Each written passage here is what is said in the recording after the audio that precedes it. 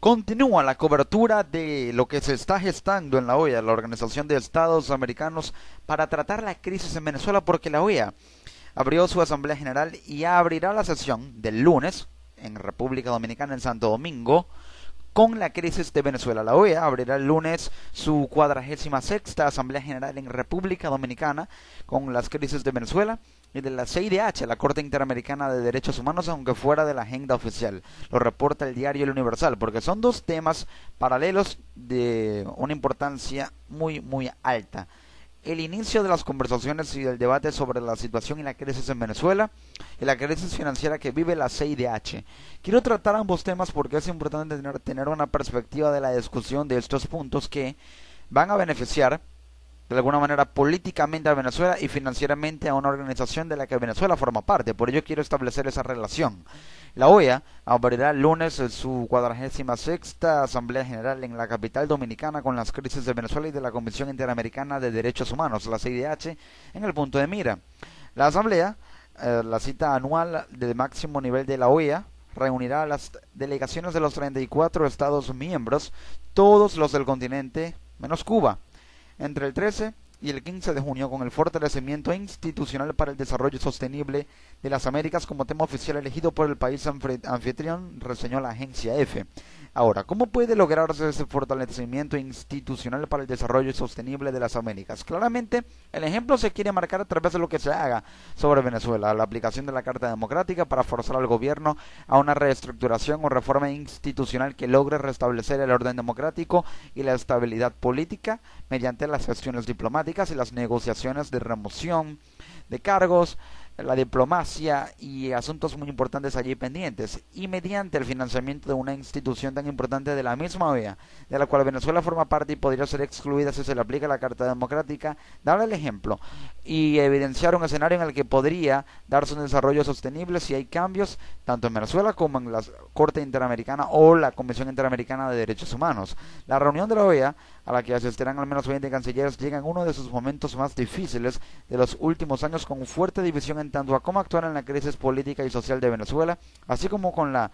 CIDH al borde del abismo económico. Hay división porque hay países que aún apoyan a Venezuela, países del Caribe, los países del establishment geopolítico latinoamericano y americano en general. Algunos, como Estados Unidos, México, Argentina, Chile, no apoyan a Venezuela, quieren que se aplique la Carta Democrática sobre Venezuela.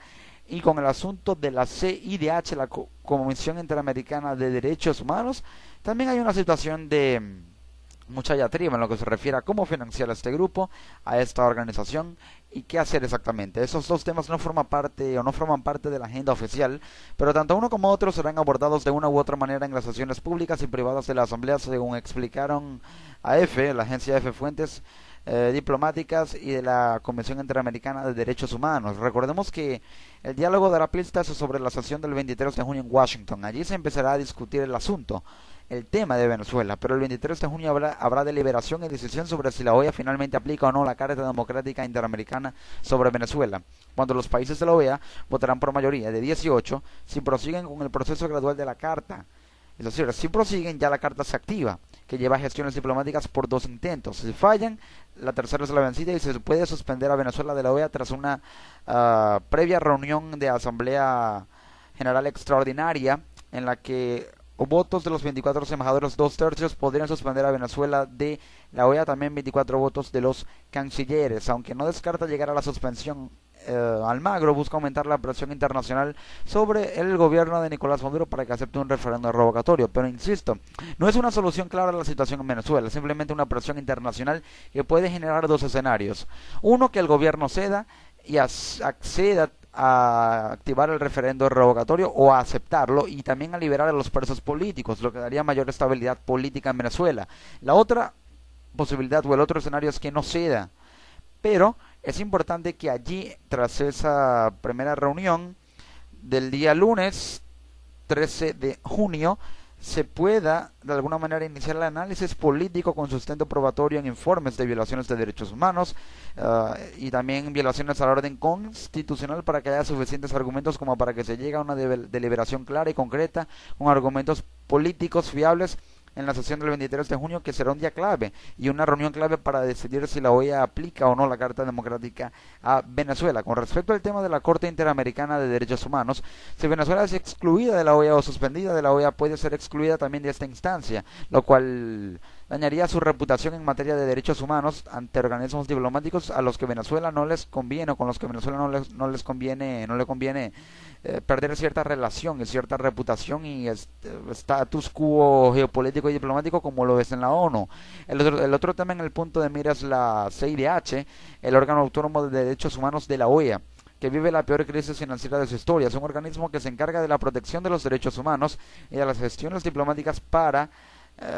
la protección misma de los derechos humanos, pero que vive una crisis financiera y tendrá que despedir al 40% de su personal, unas 30 personas, en julio, y suspender labores clave si no recibe antes del 15 de junio, último día de la asamblea, los $2 millones que le faltan este año para cumplir mínimamente con sus funciones. Necesita $2 millones más para no tener que despedir a 30 personas por pagarles sus salarios y tener capital restante para el financiamiento de sus actividades y procesos logísticos de lo que tienen planteado en su agenda próximamente.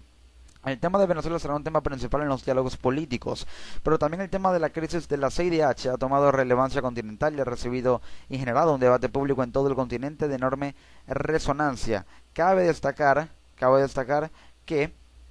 se presentará un informe anual de la CIDH en la sesión plenaria del miércoles y pedirá a los estados que se comprometan a asegurarle una financiación estable, ya que ahora la Comisión solo recibe el 6%, unos $4.8 millones del presupuesto general de la OEA, y otros 5 millones que dependen de donaciones voluntarias y, por tanto, inciertas. ¿Por qué? La crisis de la CIDH se produce por la irregularidad y la poca constancia en la financiación a este grupo.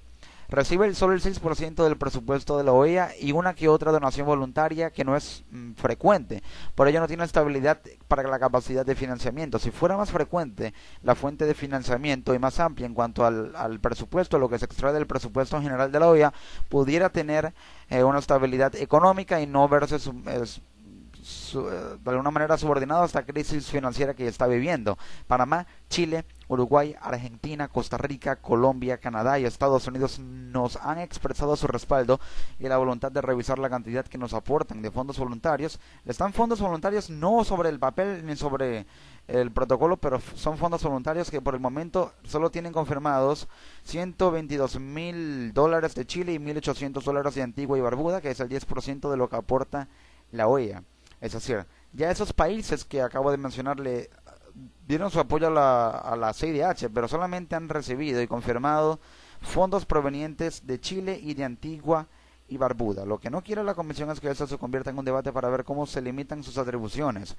La CIDH no quiere que se limite su capacidad de expansión de logísticas y de procesos de creación de políticas para la protección de derechos humanos. Quieren tener una capacidad de financiamiento para lograr un desarrollo logístico que le permita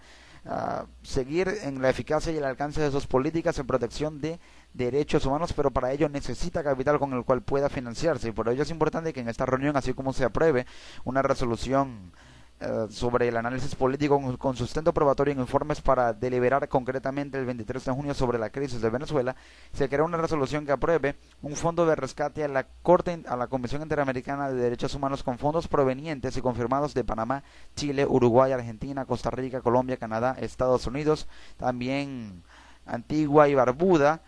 aunado a un fondo de financiamiento proveniente del Banco Interamericano de Desarrollo, el BID, instancia también autónoma de la OEA, para que se cree un fondo proveniente de ayuda voluntaria que supere por lo menos el 6% del presupuesto, que llega a un 10% del presupuesto de la OEA, y con el fondo del BID, el Banco Interamericano de Desarrollo, a un 12%, a un 15%, para que pueda financiarse la Comisión Interamericana de Derechos Humanos y salir de esa crisis que actualmente está viviendo. Así van las cosas en la OEA, así se empezará a discutir el tema de Venezuela, el tema de la Corte Interamericana de Derechos Humanos, 2 puntos y temas muy importantes, porque un país que es Venezuela vive una crisis política producto de la crisis económica, y la CIDH vive una crisis financiera. La OEA debe actuar porque tiene una resonancia y una importancia geopolítica sin precedentes este año, 2016, en todo el continente americano.